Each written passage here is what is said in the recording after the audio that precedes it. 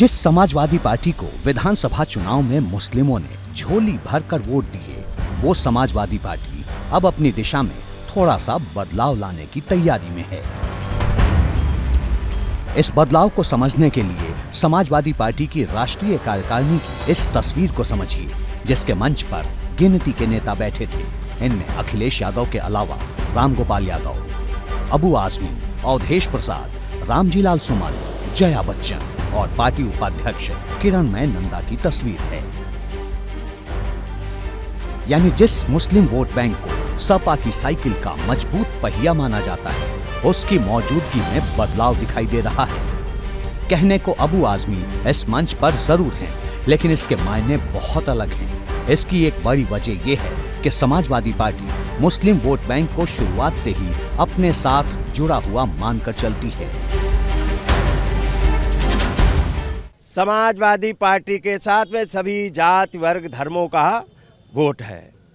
पिछड़े दलित को तो ठगा ही ठगा है और अल्पसंख्यक तो खड़ा ही खड़ा है। अब इस बार देखना बीजेपी के कार्यकर्ता और नेता भी समाजवादी पार्टी की साइकिल की बटन दबाएंगे। देश में अगर सभी जाति वर्ग धर्मों को और समाज और प्रदेश और देश की तरक्की किसी मॉडल से हो सकती है तो वो समाजवादी मॉडल है, और वो माननीय अखिलेश यादव जी लागू कर रहे हैं। दरअसल 2024 के लिए सपा की तैयारी मैनपुरी मॉडल के सहारे चुनाव लड़ने की है।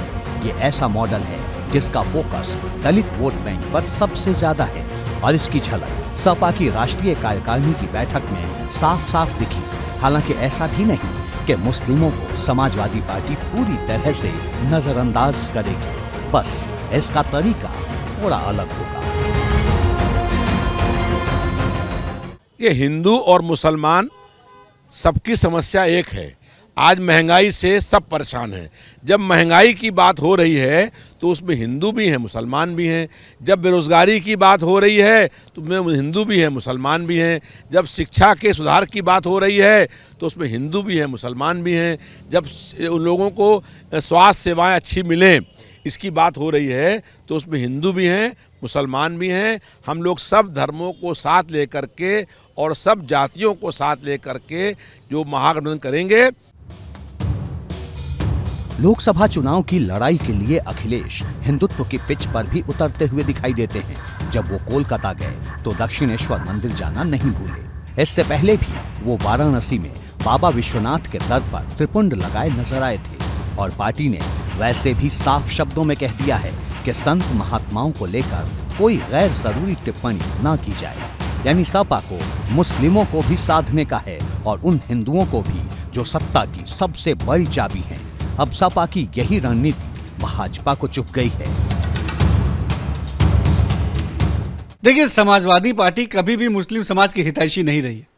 हमेशा हम मुसलमानों को गुमराह करने का, हमें जो गुमराह करके हमारा वोट लेने का और सत्ता में आने का काम ये समाजवादी पार्टी ने किया है। और जब भी वो सत्ता में आए हैं, मुसलमानों की तरक्की का कोई भी काम ग्राउंड पर उन्होंने नहीं किया है। आज आप देख सकते हैं कि अपने राष्ट्रीय कार्यकारिणी की बैठक में भी जिस मुस्लिम समाज के हितैषी होने की वो दम भरते हैं, उसके बारे में भी कोई चर्चा इस राष्ट्रीय कार्यकारिणी में नहीं हुई। ये बात ठीक है कि राष्ट्रीय कार्यकारिणी में मुस्लिमों के मुद्दे पर खुलकर कोई चर्चा नहीं हुई, लेकिन पार्टी मुस्लिमों के वोट की ताकत को बखूबी समझती है। तभी तो इस वोट बैंक के लिए दूसरे तरीके से रणनीति तैयार हो रही है, क्योंकि मुस्लिम वोट बैंक के लिए अखिलेश अब हिंदू वोटर की नाराजगी का बोझ उठाने के लिए बिल्कुल तैयार नहीं है।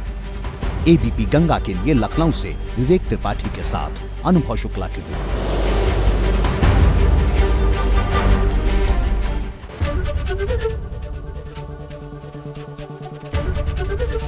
एबीपी गंगा, खबर आपकी, जुबान आपकी।